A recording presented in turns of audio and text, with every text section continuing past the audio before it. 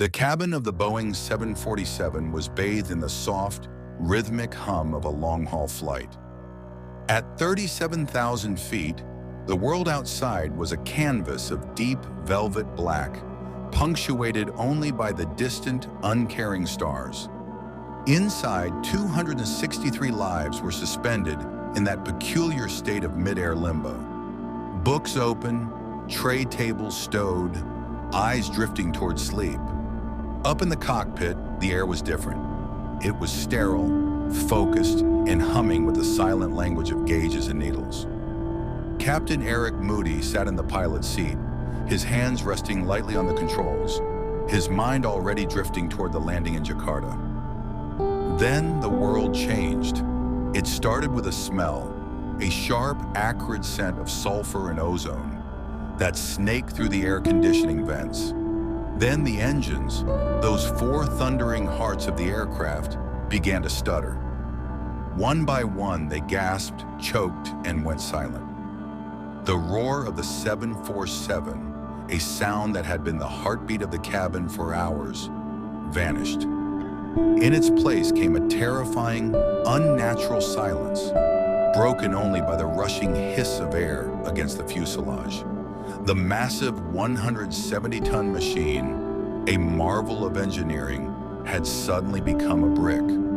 A glider of terrifying proportions, falling through the night.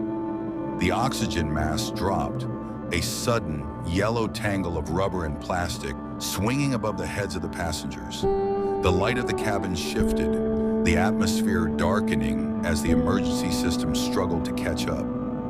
In the back, people woke to a nightmare. They looked at the windows, seeing only the void.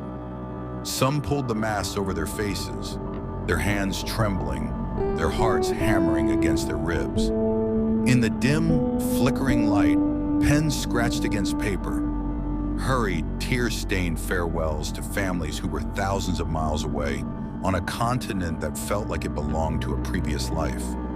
In the cockpit, the instruments were dancing a chaotic, nonsensical dance. Captain Moody stared through the windshield. There was nothing. No fire, no warning lights that made sense. Just a profound, dark emptiness. He keyed the intercom. He knew the power of his voice. He knew that if he sounded like a man facing death, they would all succumb to it. He took a breath, smoothed the edges of his tone, and spoke into the microphone. Ladies and gentlemen, this is your captain speaking. We have a small problem. All four engines have stopped. We are doing our damnedest to get them going again. I trust you are not in too much distress. The words were a masterclass in understatement, a sturdy bridge built over an abyss of panic. Down, down, they fell. The plane was a silent ghost, sliding toward the unseen surface of the Indian Ocean. The crew worked with frantic, surgical precision, toggling switches, testing systems, their faces lit by the pale glow of the displays. Then as they pierced the lower, denser layers of the atmosphere, the air biting and cold, a miracle began to stir. The number 4 engine shuddered. It groaned, a metallic cough in the darkness, and then it roared to life. A pulse of energy surged through the plane. Then another engine caught, then another, finally the 4th, until the entire aircraft trembled with the glorious, deafening sound of power returning. But the night had not yet surrendered.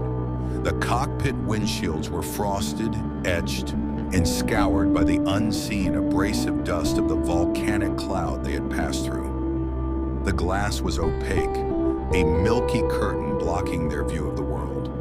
Moody couldn't see the runway. He couldn't even see his own wingtips. He flew the final approach to Jakarta by the ghost of his training, the rhythm of his instruments, and a tiny sliver of clear glass that allowed him a pinhole view of the world below. When the wheels finally kissed the tarmac, the silence in the cabin shattered. The relief was a physical weight, a collective exhale that lasted for 100 miles.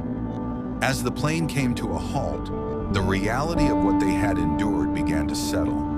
They had flown through the ghost of a mountain, through a cloud of glass and ash that should have sealed their fate.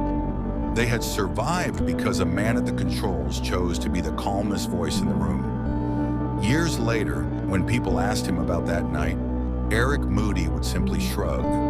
He was a man of the sky, and he knew that while machines may fail, the human spirit, if held steady, often finds a way to glide through the dark and find the light again. Do you think that in a moment of absolute crisis, the performance of calm is just as important as the actual technical skill required to fix the problem?